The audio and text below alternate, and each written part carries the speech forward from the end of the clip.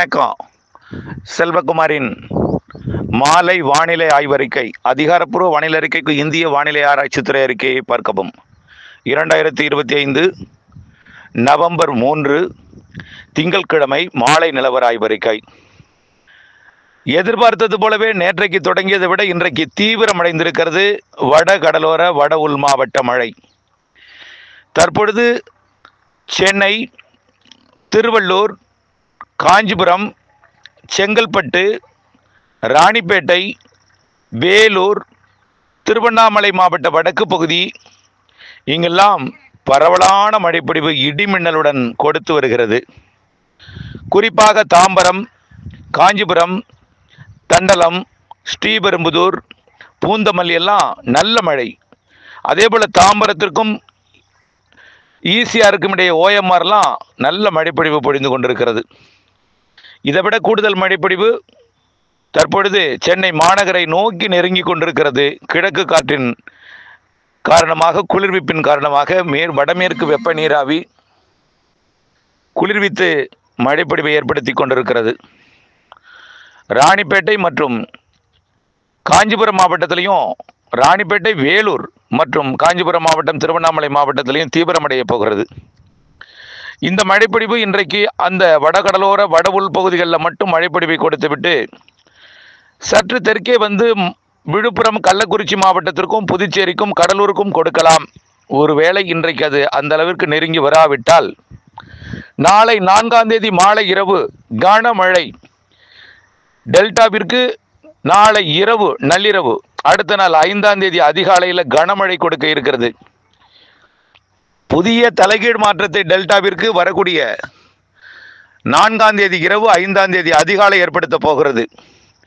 வானம் தெளிவாக இருக்கிறது. மழை வராது என்ற நம்பிக்கையுடன் அறுவடை செய்யாமல் தாமதப்படுத்தி கொண்டிருக்கக்கூடிய நிலையில கண்டிப்பாக இந்த மழைப்பொழிவு நாளை இரவு, நாளைய மறுநாள், அதாவது செவ்வாய் இரவு, புதன்கிழமை அதிகாலையில் டெல்டா மாவட்டங்களுக்குள் கனமழை பொழிவை கொடுக்கும்.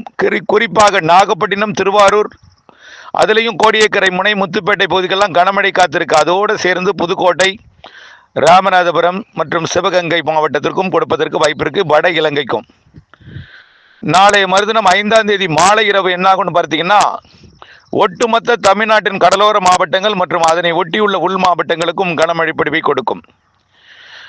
ஏற்கனவே இதோட காரணத்தை குறிப்பிட்டு விட்டேன். வடமேற்கு வெப்ப நீராவி காற்று, வடமேற்கு வெப்ப காற்று, வெப்பத்தால் அதாவது வடமேற்கு வெப்ப நீராவி காற்று கடலோரம் சந்திக்கும் பொழுது மேற்கிலிருந்து வரக்கூடிய குளிர்விக்கும் காற்றும் கிழக்கிலிருந்து வரக்கூடிய குளிர்விக்கும் காற்றும் இணைந்து தற்பொழுது வடகடலோரம் கொடுத்து வருகிற நிலையில் நாளை இதே காரணத்தினால தான் டெல்டாவிற்குள்ளும் வரப்போகிறது.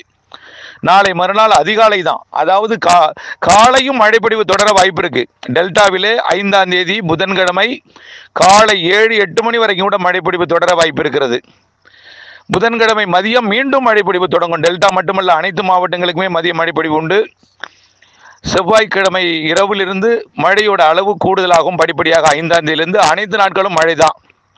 வளிமண்டல சுழற்சி தென் மாவட்டம் வழியாக அரபிக்கடல் நோக்கி நகர இருக்கிற காரணத்தினால இந்த மழையோட வாய்ப்பு அமைய இருக்கிறது.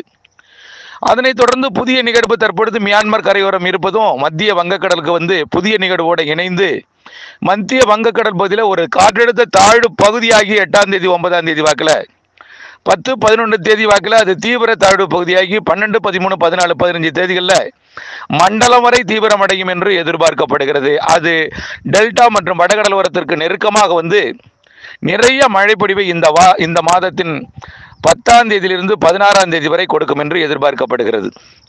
ஆக 8ஆம் தேதி வரை இடிமழைப்பொழிவு, 8ஆம் தேதி வரை இடிமழை பொழிவாகவும், 8ஆம் தேதிக்கு பிறகு கிழக்கு காற்று மழைப்பொழிவாகவும், பிறகு அந்த கிழக்கு காற்றை வழங்கக்கூடிய அந்த நிகழ்வு தீவிரமடைந்து தாழ்வு மண்டல மழைப்பொழிவாகவும் கொடுக்க போகிறது.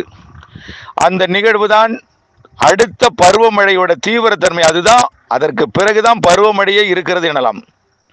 அதற்கு பிறகு வரக்கூடிய அனைத்து நிகழ்வுகளுமே அதீத மழைப்பொழிவு எல்லாம் நிறைய கொடுக்க இருக்கிறது. காரணம், எம்ஜிஓ அமைப்பும் வர இருக்கிறது 15ஆம் தேதியிலிருந்து. அது பொங்கல் வரைக்கும் எம்ஜிஓ அமைப்பு தீவிரமாகவே நிலநடுக்கோட்டு இந்திய பெருங்கடலில் இருந்து கொண்டு வெப்ப நீராவியை அனுப்பி வைக்க அடுத்தடுத்த நிகழ்வுகள் உருவாகி நிறைய மழைப்பொழிவை தமிழ்நாட்டுக்கு கொடுக்க இருக்கிறது என்று ஏற்கனவே சொல்லியிருக்கிறோம். தற்பொழுது ஏற்பட்டிருக்கூடிய இந்த வெயிலுக்கு காரணமும் சொல்லியிருக்கிறோம் ஏற்கனவே. ஆகவே இப்பொழுது இருக்கக்கூடிய இந்த வெயிலை கண்டும் மழை இல்லாத வறண்ட வானிலையை கண்டும் சராசரிக்கு குறைவாக பெய்யும் மழை என்று அறிக்கையை வழங்கப்பட்டிருக்கிற இந்திய வானிலை ஆய்வு நிறுவன அறிக்கையை கண்டும் பல்வேறு பக்க விளைவுகளாக வரக்கூடிய அறிக்கைகளை கண்டும் தயவு செய்து குழம்பிக் கொள்ள வேண்டாம், பொறுத்திருங்கள். இன்றைக்கு நேற்றைக்கே வடகடலோர ஆந்திர எல்லையோர மாவட்டங்களுக்கு நம்பிக்கை வந்திருக்கும். இன்றைக்கு சென்னை உள்ளிட்ட வடகடலோர வட உள்பகுதி வடகடலோர பகுதிகளுக்கு மேலும் நம்பிக்கை வந்திருக்கும். நாளைய மறுதின அதிகாலை டெல்டாவிற்கு நம்பிக்கை வந்துவிடும். பிறகு அதே நாளில் மதியத்திலிருந்து 5ஆம் தேதி மதிய மாலையிலிருந்து அனைத்து மாவட்டங்களுக்கும் நம்பிக்கை வந்துவிடும். ஆனால் 8ஆம் தேதி வரை ஒதுக்குதலுடன் தான் மழை இருக்கும். 9ஆம் தேதியிலிருந்து அந்த மழைப்பொழிவு கிழக்கு காற்று மழைப்பொழிவாக கடலோர வலுத்திற்கும் உள்ளே ஒரு குளிர்ந்த சீதோஷ நிலையை மாற்றி மேகமூட்ட வானிலை மழை வானிலை எல்லாம் தொடக்கிறோம். 10ஆம் தேதியிலிருந்து மழையோட அமைப்பு நல்ல தீவிரம் அடைஞ்சிரும். அதாவது கடலோரம் மட்டும் கிழக்கு காற்று நுழைவது படிப்படியாக உள் மாவட்ட மேற்கு தொடர்ச்சி மலை மாவட்ட கேரளா தெற்கு கர்நாடகா தெற்கு ஆந்திர பிரதேசத்துக்கும் மழைப்பொழிவை கொடுக்கும் வகையில் 9ஆம் தேதி 10ஆம் தேதியிலிருந்து மேலும் தீவிரமடைந்து அந்த நிகழ்வே தீவிர நிகழ்வாக மாறி கரை கடக்கும் நிகழ்வாக கரை கடந்து நிறைய மழைப்பொழிவை கொடுக்க போகிறது. அதனைத் தொடர்ந்து அடுத்த நிகழ்வு பார்த்தீங்கன்னா இது 16ஆம் தேதி வரை மழைப்பொழிவை கொடுத்து அடுத்த நிகழ்வு 19லிருந்து 25ஆம் தேதி வரை ஒரு வலுவான நிகழ்வாக நிறைய மழைப்பொழிவை கொடுத்து அதற்கு அடுத்தபடியாக 26ஆம் தேதியிலிருந்து 3ஆம் தேதி வரை டிசம்பர் 3 வரை நிறைய மழைப்பொழிவை கொடுக்க இருக்கிறது. ஆக இந்த மாதத்திலேயே 3 வலுவான நிகழ்வு உருவாகி இருக்கிறது. அது அடுத்த மாதம் 3ஆம் தேதி வரை இறுதி நிகழ்வு தொடர்ந்தாலும் டிசம்பரிலும் மேலும் 3 நிகழ்வுகள் இருக்கிறது. ஜனவரி முற்பகுதியில் 2 நிகழ்வு இருக்கிறது. ஆகவே நிறைய மழைப்பொழிவை தர இருக்கிறது என்பதை நினைவில் கொண்டு வானிலை ஆய்வறிக்கையோடு இணைந்திருந்து வானிலை அறிந்து விவசாயம் செய்திடவும் வரக்கூடிய மழைக்கு முன்னெச்சரிக்கை எடுத்துடும். என்ன மழைன்னா அறுவடை செய்யாமல் இருக்கிறீர்கள். முதிர்ந்த நெல் தானியங்களை நான் சென்ற இடமெல்லாம் பார்க்கிறேன், ஏதோ வெயில் அடிக்கிறது என்று கொஞ்சம் மெத்தனமாக இருப்பதை உணர முடிகிறது.